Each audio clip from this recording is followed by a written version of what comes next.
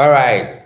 Welcome to Michael's Nugget Financial Literacy Series, and today we are on a different or another episode of financial literacy.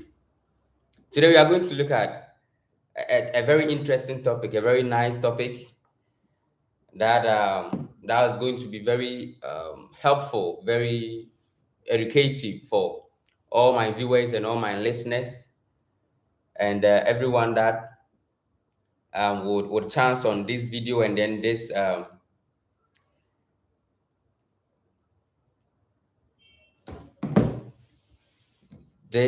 recording. All right, so today we are discussing a very simple topic.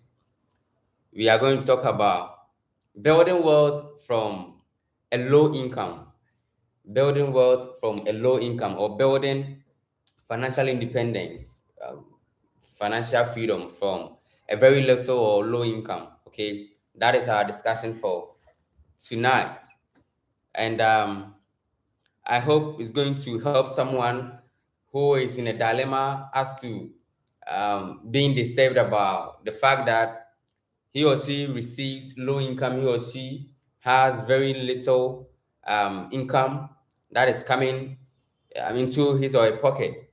And by the end of this video, I hope that you're going to learn something that is very important, that's very beneficial, and that is going to help you to start something beneficial for your own self.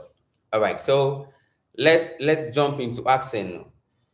We are saying that building wealth is often misunderstood as something that is for only high earners or only high income earners.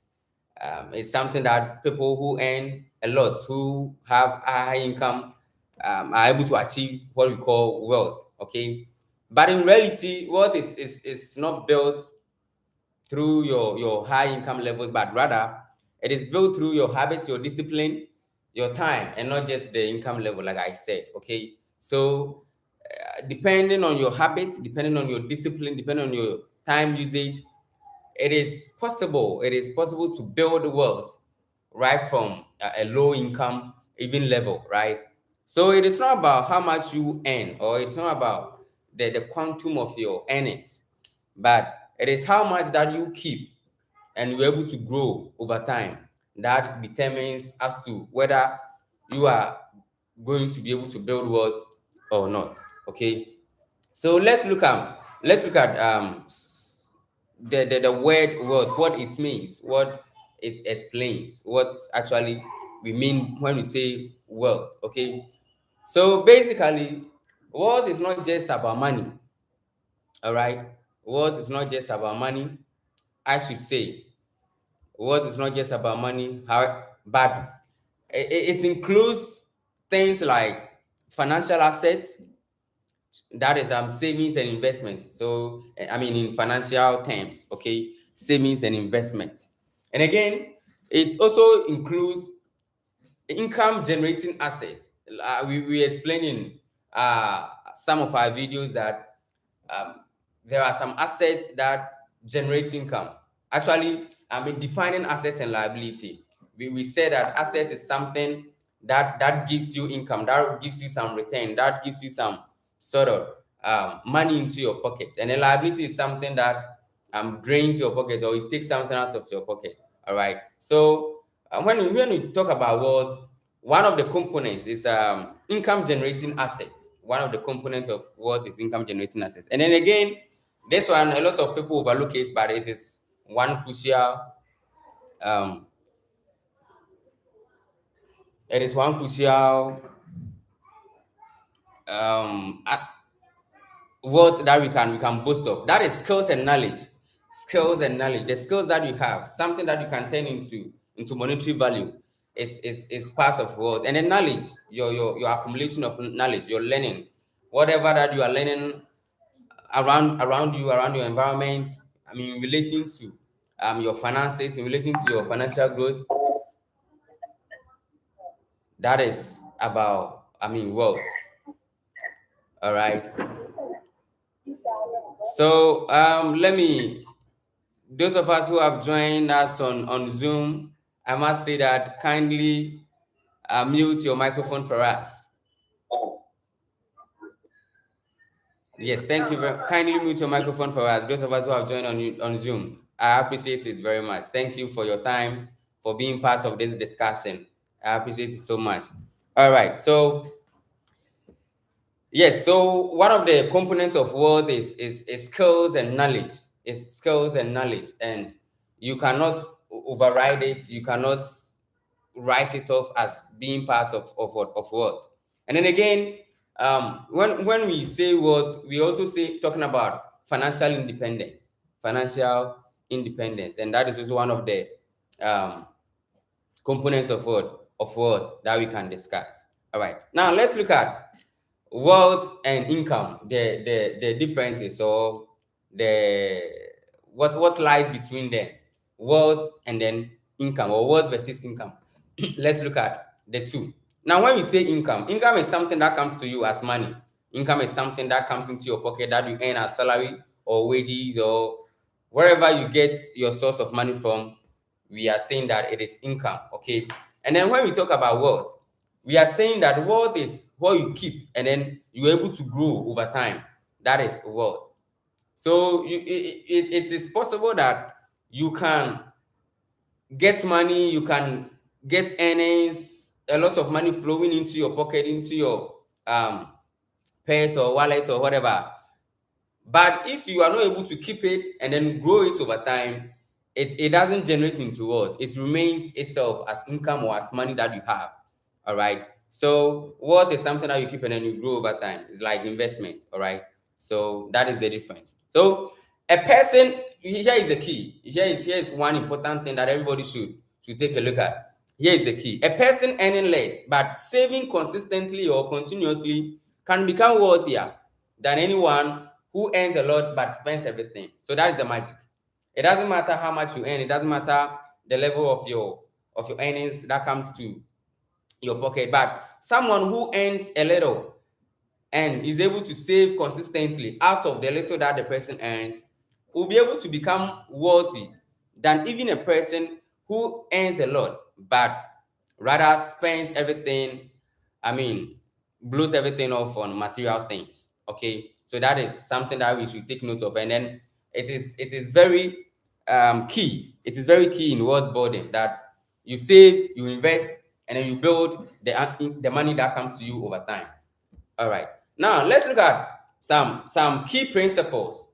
Let's talk about some key principles that we can talk about when we are discussing building wealth or on a low income. Okay. Let's look at some key principles. And then one of the key principles is that if you want to build wealth over time, there should be something that we call delayed gratification. That is, you discipline yourself to an extent that you are not blowing all your money today, but you are rather sacrificing your taste and then your enjoyment a bit, and then keeping some of the money for a while and then building it over time. So that is one of the key principles. We call it delayed gratification.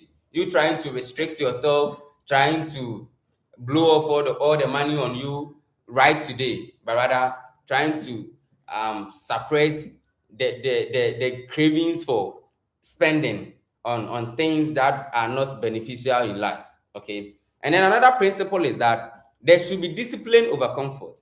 If you are on the path of building wealth, if you are trying to maneuver your way to the land of wealth building, there should be a discipline over comfort. You need not to sit at one place and feel comfortable over the little that you have. All right. But you should discipline yourself to an extent that you are sacrificing your money, you are saving, you are investing, you are growing it over time. So that is about discipline over comfort. Now the next thing is that any person that is thinking about world building should be a person who has a long-term thinking, who is long-term, sighted. Okay, the person should be able to look into far into the future and then think that today is not the end in itself, but we can grow into the near future. Say, 5 years, 10 years, 15 years, 20 years, 30 years. Even though the future is uncertain, no two ways about that. We cannot predict the future, we cannot control the future. However, we can plan, we can put things in place, and think that if we live to that end of the time, we will be able to enjoy life to the fullest. And that is the long-term thinking. And when you have this long-term thinking, you think generationally. You think, I mean, the generations to come. You think about them, and then you create structures and systems in place for them in terms of, I mean, monetary thinking, in terms of monetary decisions. Okay, that is about one of the key principles of what world building. And then the another principle is ownership mentality. You see, our system is said that we work for somebody, the person pays us, the person gives us some sort of wages, earnings at the end of a period, let's say 2 week period or 1 month period or what have you. But if you are trying to think, well, you think about ownership. You think about the fact that let me create structures in place, let me create systems in place so that I become a full custodian, I become a full owner, a full boss over my setups, over my systems, over my structures, over the work that I'm building. Okay, so you try to create big time businesses, you try to create wealth for the future, for generations to come. And that is about ownership. Okay, you are owning companies, you are owning real estate, you are owning land properties, you are owning, I mean, talk about them, businesses, big time businesses, and all that. That is what we call ownership mentality. You are not just passing through, working for someone for a long period of time without, I mean, having things on your own. Okay, that is about ownership mentality. Now, in an attempt to build wealth, in an attempt to create something for yourself, in an attempt to create a future of financial independence and financial freedom, it's unfortunate that a lot of the people have some sort of suppressing a negative mentality. All right, and that is not helping a lot, and that is not helping people to achieve what they're supposed to achieve in life in terms of, I mean, money, or in terms of finances. And those are what we call limiting beliefs or limiting mindsets, limiting beliefs or limiting mindsets. And these are the things that people encourage in themselves, in their mind, that wouldn't help them to go to that level or to that extent of building wealth or creating some sort of financial freedom for themselves. And one or a few of these limiting beliefs and limiting mindsets is that they say statements like, I don't earn enough to save and invest. One limiting thought or mindset. They think that if you are not earning enough and if you are not saving enough, you cannot grow to an extent of building wealth for yourself. So the person will be like, my money is not much, my money is so little, I receive peanuts of a salary, of a wage, or of an income, and therefore I'm not able to save for the future or for future investments. This is a limiting belief. And what we are trying to say over here is that um, there is every chance, every possibility of you being able to build wealth even with a low income. And we have strategies that we are going to look at pretty soon in this episode of our financial literacy series. So we are going to look at how we are going to, I mean, build wealth from a low income. But before then, let's look at these limiting beliefs. And another one is that they say that investment or investing is only for the rich. This is one of the false statements that we have um, created for our own selves. That those who are rich, those who have established themselves already, those who have made it already in life, they are capable of investing. And therefore, me as a person who earns low income, I'm not able to invest. And this is also one of the limiting beliefs or limiting mindsets that people have, I mean, in them. Another is that they make a statement like, I will start when I earn more, or I will start when I grow up or when I become old. Now, time is not, I mean, we have time now, but the start time is now.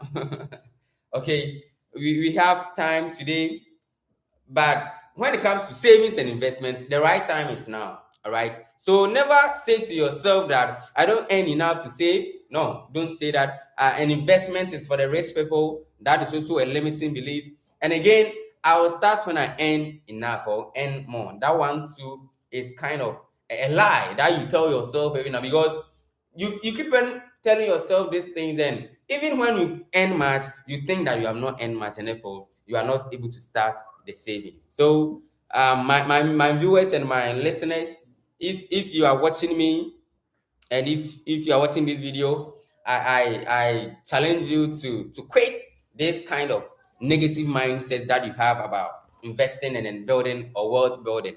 All right, now let's talk about savings. And saving is your first wealth tool.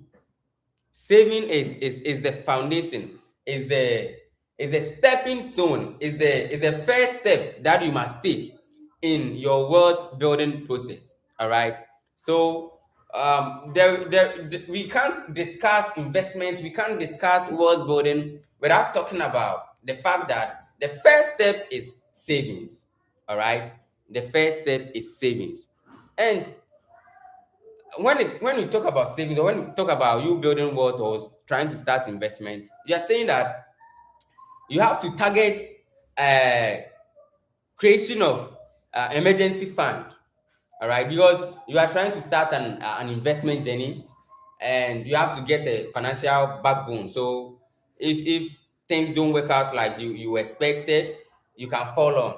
All right, so emergency fund is one of the kind of a cushion that we create for ourselves when we are starting our wealth journey or our investment journey. So we target about 3 to 6 months at least of expenses. But if you are low income earner, and then if you are a beginner, you can try with 1 month, try to get an amount of 1 month that can cater for your expenses if probably things don't work out like you are expecting to go. Okay, and then some of suggested savings strategy that we can list in this video is that we have something that we call enjoy your first fruit. Enjoy your first fruit. Like, you pay yourself first, and whenever you earn your salary, you earn your wages or whatever, try to give yourself some ransom. Okay, pay yourself first. That is what we are saying, that enjoy your first fruit. All right, so that becomes your saving that you put aside, and then the rest you can continue with what we call automate savings. Okay, automating your saving. That is, you try, if you are kind of a digital person, like in our setting here, in the Ghanaian setting, in an African setting, this kind of electronic system is not so much in the system. All right, but when you go elsewhere in the Western world, America, Canada, and Europe, elsewhere, this kind of digital, and then internet stuff, it's all over. Okay, so they're able to set up the system instead that immediately they receive their income or their earnings, then the system will try to allocate and distribute their savings for them. That's what we call automating your savings. Okay, so the system does it for you. Your electronic system does it for you. And then you can also try with using separate accounts. Using separate accounts, that is combine. Let's say you earn income, you earn salary, and then you're also doing business, and maybe you are doing some side hustle. You don't have to put your personal transactions together with your business transactions and then mixing them all together, but rather you can use separate accounts to be able to track where this money is going, where this money is coming from, and by the end of the day, you have a clarity as to how your finances are being distributed or allocated or being received into your account or your coffers. All right. Now, here is the reality.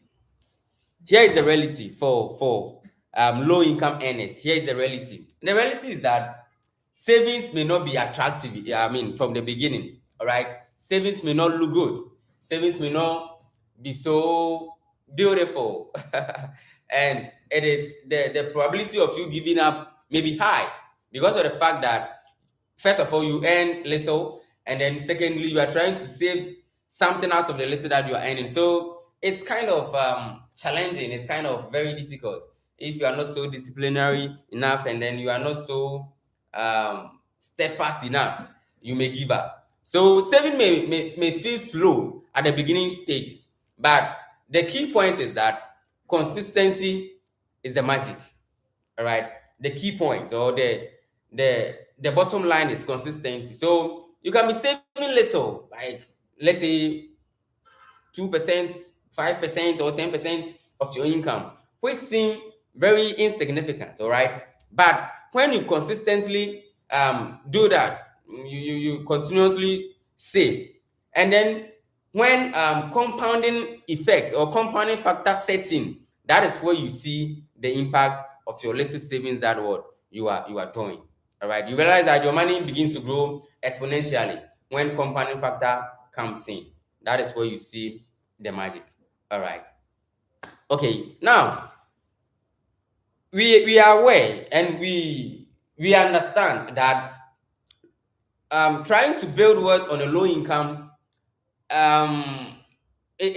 will take some time. All right, will take some time, or will be slow, definitely, because already your money is low, and you are trying to maneuver your way out to build income out of it. So here is what we want to suggest, that because you are earning low income, there should be something that should be done to accelerate your wealth building process, and that is what we call increasing your income. Some ways or some things that we can do to increase your earnings, or your income that comes to you, your cash inflows.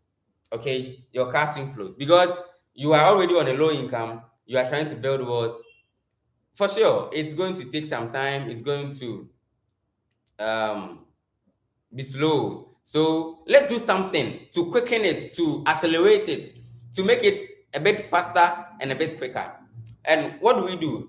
What we are supposed to do is that we try to do things that will increase our income. Okay, so let's look at some ways, some things that we can do that will help us to accelerate our wealth building journey. First of all is that you have to learn high income skills. You have to learn high income skills like digital skills, technical skills, trading skills, marketing skills, sales, whatever. These are the things that you have to do. These are the skills that you can learn to um, catapult your wealth building process, or by way of increasing your income. All right. So that is about it. And then another thing that we can do or to increase our income so that we can accelerate our wealth building processes: side hustles. Side hustle. I mean, aside our primary occupation, aside our primary source of income, we can do other side hustles. We can do other side hustles. Can sell alongside. You can do content creation. We can do. I mean, okay, we have freelancing in my list. All right, over here. So I was about to say freelancing. However, I have it here already listed. All right. So I mean, side hustle. Aside your primary job, you can do other things in addition to help you get more income for yourself. And then freelancing is kind of, you're open to other diverse work areas. Okay, I mean, you are not at one specific area, you are not at one specific job, you have not stifled yourself to one area. You are open to a whole lot of things that, I mean, you are handy, you are movable. Let me put it that way. Okay, so that is about it. And then you can also create some small businesses that can help you get some income for yourself. One of, I mean, examples of such businesses is graphic designing, video editing, writing, social media management, teaching, selling products and services. Right now, with the influx of, I mean, YouTube studies and AI all over the place, things like this are not difficult. You can use, AI tools to create videos. You can use AI tools to write. You can use AI tools to create websites. A whole lot of things that you can do. In this era, right? Things have AI, the existence of AI, and then YouTube and all these internet platforms have made business creation very easy for all of us. It's boils on us to avail ourselves to knowledge. Okay, avail ourselves to knowledge, learn, dig deeper into how things work and why things work. And then when we're able to get all this information, get all this knowledge, all these skills, all these platforms, then you can begin to what, to do this, all these small businesses that we are talking about. They are not difficult in themselves. Easy, easy, easy. Just make time for yourself, sacrifice, be disciplined, be persistent, and then you learn all these things for yourself, and then you can have your way out. And world building becomes very easy and cheaper for you. All right. Now, a lot of us, we have wrong priorities, and we have wrong allocations of our resources. Especially when it comes to money. A lot of people don't know what we call needs and then wants. All right, so people spend anyhow, and spending anyhow is not something that can help in our world building journey. Okay, if you dream, you have a vision of building wealth over time, and then you don't have that kind of discipline to control your spending, then world building is very challenging for you. And in this sense, we are trying to differentiate needs and then wants. Differentiate between needs and wants. Okay, a lot of people, we misappropriate our financial resources on things actually that we don't need. All right, and things that we actually don't need. And what are these? Needs are things that are very crucial, critical for us existence and our survival. And without those things, life can become very difficult for us. And one of those things, or a few of those things, is food. Food. No two ways about that. Everybody needs food. It is something that we need. It is something that we need. We need water to drink. We need rent. We need where we can put our head to. Where we have to sleep. Utilities. Talk about lighting, electricity, gas. Talk about them. They are very crucial. Water, they are very crucial, they're very critical. Without them, life becomes extremely difficult for us. And these are the things that we have to channel, or we have to allocate most of our resources, financial resources to. And they are not bad in themselves because we need them. However, there are people that spend on things that we don't actually need. We call it luxury. Luxury. They are good, they are beautiful, they catch our eyes when we see them. And the pride in it, or in them, the exuberance that we get, that feeling, that kind of the status, the social status that we enjoy when we have those things, causes us to buy those things. All right, but basically they are not something that are so critical for our existence or for our survival. All right, so some of them, like I mentioned, luxury. I mean, you can decide to buy to enjoy, enjoy the pride in it, enjoy the status. But actually, if you don't buy them, you are good. You can leave. Impulse purchases, something that you have not planned of buying, something that is not in your buying list, or it's not in your budget, something that the household doesn't need. You have not have any budget for it, and then because of that, you just go and then you buy. All right, so that is about it.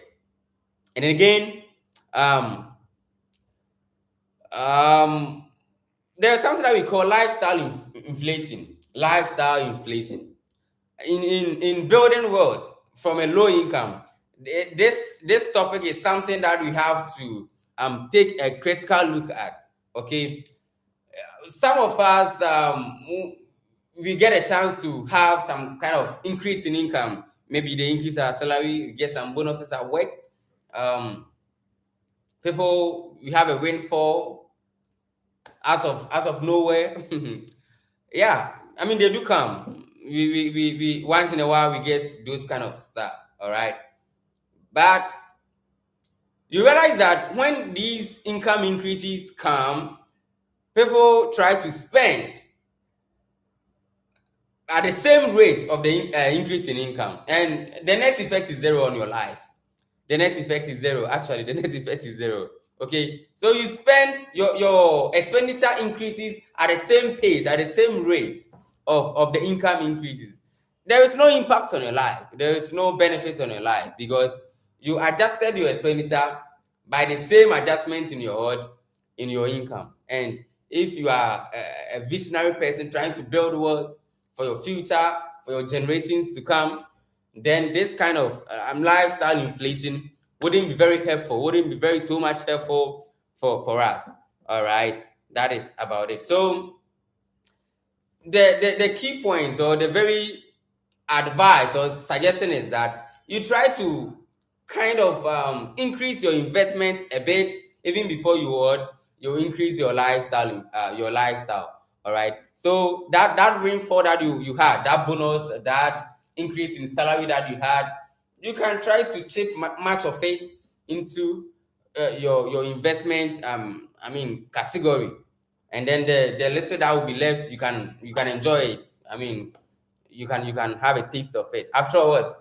When you had not gotten that increase in income or increase in salary or that windfall or whatever, you were still, living good. Okay, so why not try to make good use of that increase in income by way of creating some sort of investment for it, and then before you can enjoy the little that will be left over. All right, now let's look at very important area that we call good debt or debt management. So there is a distinction over here that we want to create or we want to emphasize on, and that is good debt and bad debt. Good debt and bad debt. I think we have talked about this in one of our videos that we made, and we said that good debt is debt that you accumulate or you contract to put into a profitable use. For instance, you go for a loan and then you try to expand your business, you try to put into something that gives you return, something that gives you what? A profit in the end. That is about good debt. So we can talk about getting money and then getting loan or getting a debt and then putting it into your business. In your education, kind of a bit something important. We can consider that anyway. And then we also have bad debt. This is a loan that people go for, and then they put it or they consume it basically. So it's like a consumer loan or impulse borrowing. They actually don't use that money for something good. Okay, they don't use that money for something good. They just splash it or on luxury things which probably wouldn't yield any benefits for them. All right. So here's the strategy when we are talking about debt management. So we are saying that if you want to control your debts, try to first of all pay your high interest debt first. There are some loans or debts that come with high interest, and they carry a lot of burden on our shoulders, on our head, because you realize that even when you want to put that money into a business and you expect that you are going to earn some income from it, the interest alone is even higher than the return that you are getting from that money, and it's not a good debt, basically. So try to service that debt together with the interest as well, and then avoid borrowing for non-essentials. Okay, avoid getting money for non-essentials. Make sure that any money that you are going to borrow is something that you are going to use for something important. And then again, you have to negotiate repayment plans. So if you went to a financial institution for a loan, and again, things have become difficult for the payment or for the repayment, you can go back to them and then be honest with them and let them know that this is a situation, this is a condition that you find yourself in, and therefore you would want that they adjust the repayment plans for you, and then you should be good. You should be good.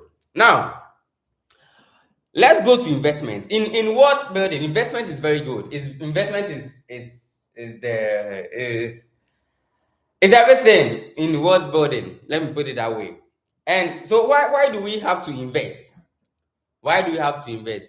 We invest because we are afraid of inflation. Inflation is everywhere. Every now and then, inflation is, I mean,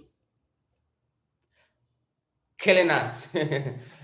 Price of goods and services always increasing. So if we save and then we end there without investing, without growing the money, we realize that inflation will overcome the value of the money that we have saved. So we invest so that inflation wouldn't have a toll on our money that we have saved.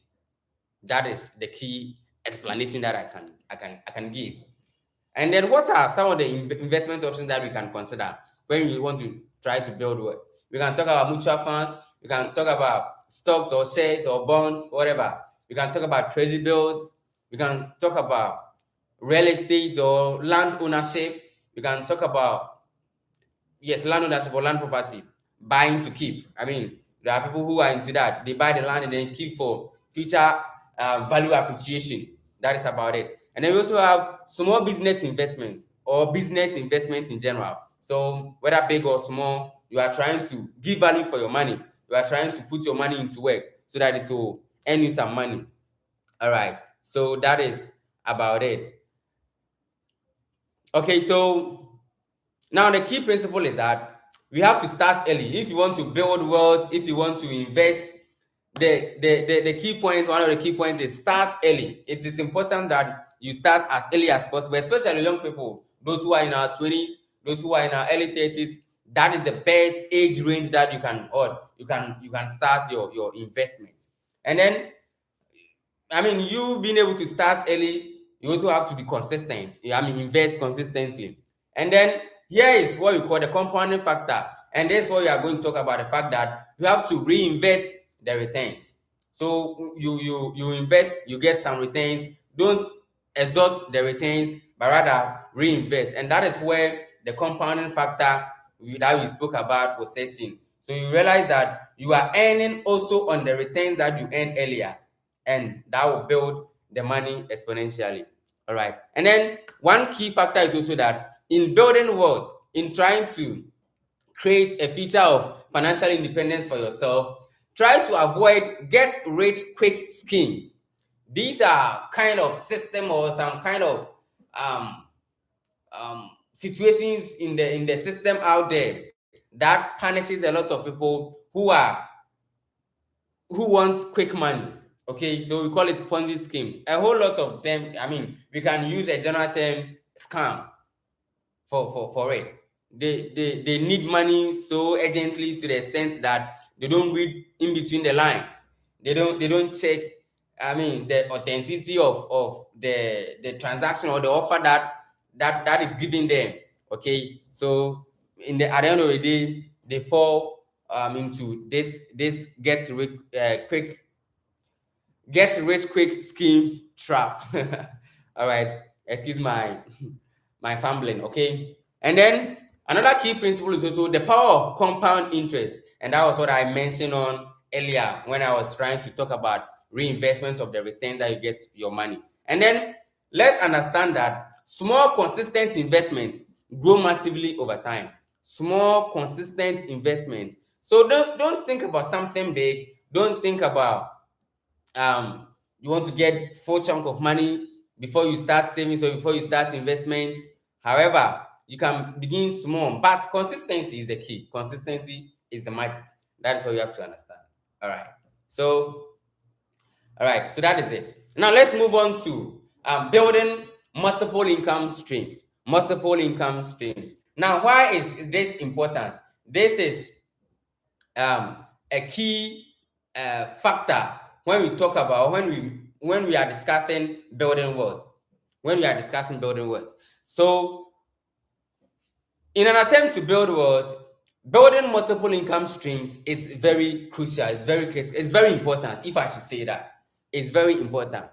And why? Why do we have to consider building a lot of income streams? Why do we have to consider building multiple income streams? The reason is that if you rely on only one income stream, if you are a person who is thinking about only your salary at the end of a month period, or a 2 week period, or an annual period, it is very risky. The risk is that you may lose your job along the way. Okay, so it is important that you consider having other income so that when you lose this one, this will fall in place for you to what, to rely on. And example of these multiple income streams is, I mean, we have mentioned a couple of them earlier. We can talk about salary as your primary job, side businesses. I mean, whilst you are doing a primary job, you have to be creating jobs here and there, doing lots of businesses. And then you also think about investment. So we have mentioned some investment vehicles that you can consider: shares, bonds, treasury bills, mutual funds, businesses that you can set up. Um, what have you? A whole lot of them. Crypto. People are into crypto. People are into forex. Very, very good. But I mean, depending on your risk tolerance, you choose which one will suit your risk tolerance, and then your investment goals as well. All right. And then we also have investment, like I've mentioned, that you can also consider as a way of building multiple income streams. And these are all in attempt of what, you building wealth for yourselves out of the little income that comes to your pocket. We can also think about rental income. Rental income is where you have been able to put up some apartment building houses, and then you have rented them out for people to come and what, come and come and lease or come and rent. Okay, and then at the end of monthly period or yearly period, you are earning some sort of income from them. They are very good. I mean, very good stuff that you can begin to think about in your attempt to build wealth from your low income that you have. All right, now let's look at some habits, some financial discipline, and then consistency habits that we can build when we are journeying on the path of what, of wealth building. Now, these are things that you can do. Okay, these are things that you can do to help you, guide you, and push you onto that envisioned land that you want to get to. So try to budget monthly. Try to budget monthly is very important. Try to budget monthly. And try to also save before spending. When any money that comes into your hands, try to save something out of it, regardless of how much it is. It is important you save consistently. Invest regularly out of your savings. So you save and then you invest. It's very important. And then you cannot override the factor of continuous learning, continuous financial education. I mean, it is very important. You have to understand what you are doing. You have to gain knowledge in what you are doing. You have to understand the systems, structures, principles, and then strategies that govern financial discipline, that govern wealth creation, that govern wealth building, and what have you. It is important as a person who aims for financial freedom, financial independence. You cannot do it without having knowledge, having continuously what, I mean, understanding the structures that are in place to world for world building.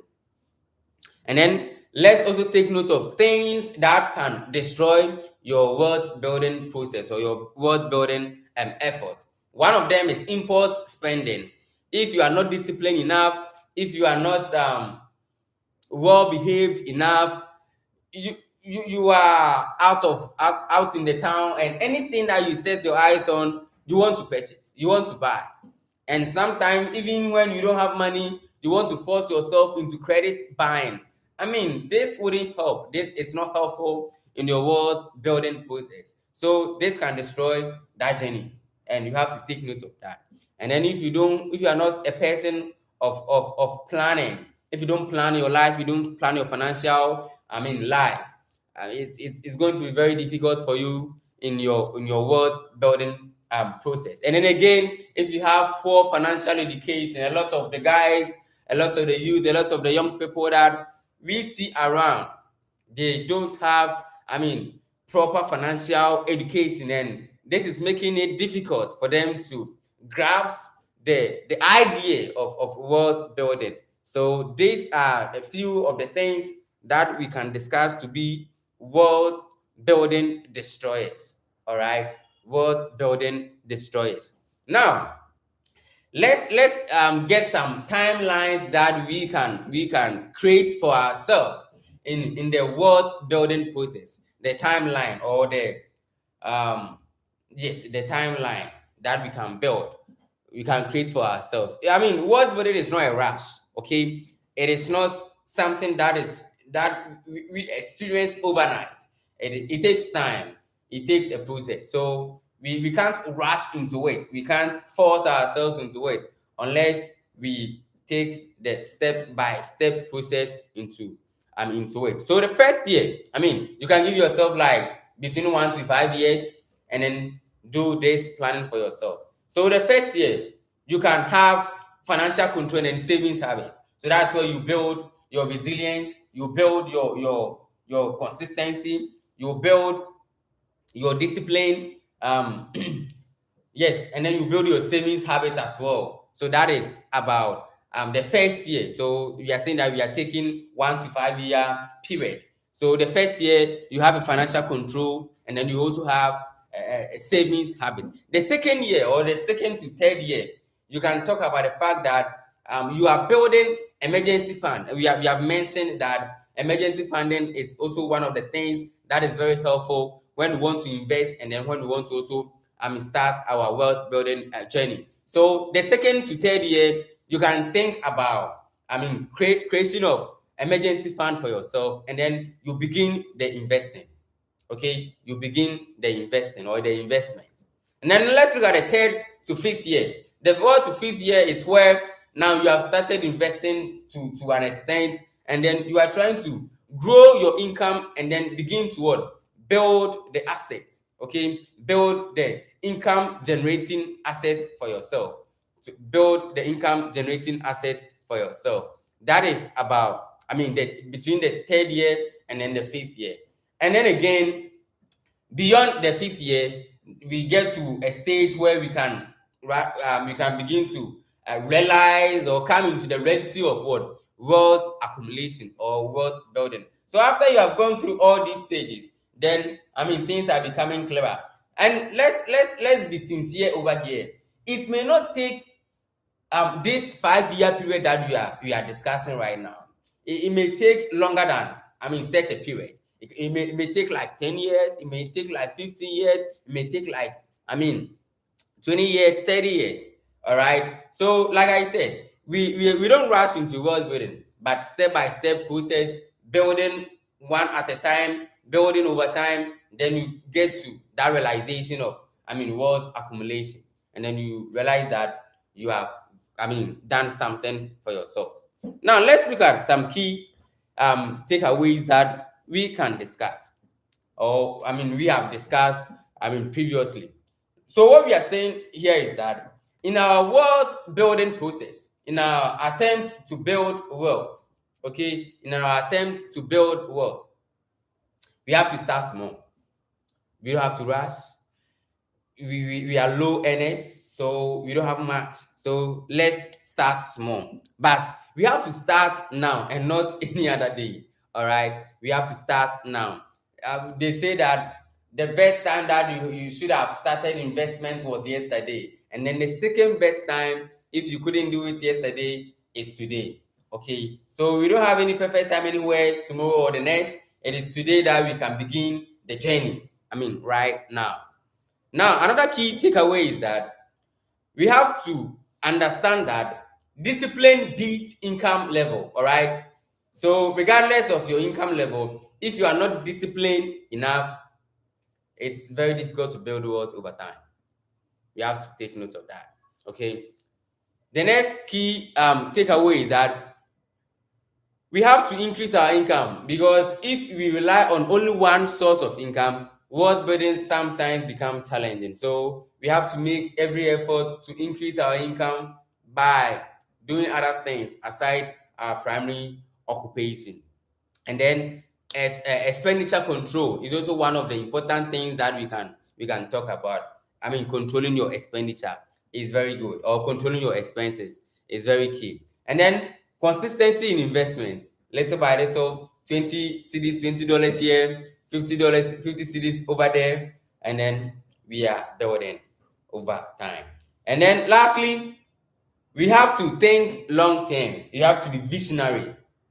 Okay, we have to be, we have to be long-sighted people. We have to look beyond today, look into the future. Let's think long term, because if you are short-sightedness, if you are mediocre, things wouldn't work out like you want it to be. So in all dealings, in all attempts, in all efforts, let's try to think into the future. It may not happen today, it may not happen tomorrow, it may not happen in the next 5 years, it may not happen in the next 10 years, but surely it will happen. Surely it will happen. If only we don't give up, if only we become disciplined enough, if only we're able to control our expenses, we're able to consistently save and invest, we are going to get to that pinnacle of world building. All right. So this is what I want to let you know about, in our world building process. Okay. In our world building process, or building world from a low income. All right. All right. Thank you very much. I hope you enjoyed this episode of Michael's Nuggets Financial Literacy Series. And I thank you very much for making time for this video. And this is where we bring the discussion to a close. And hope to catch you some other time. Maybe next week, we are going to do another video for us. And then we keep on learning, we keep on growing, we keep on, building world for ourselves. So here is Michael's Nugget, all right? And we keep you informed, we keep you transformed, and then we keep you inspired. Until we meet again, stay informed and keep growing. Thank you.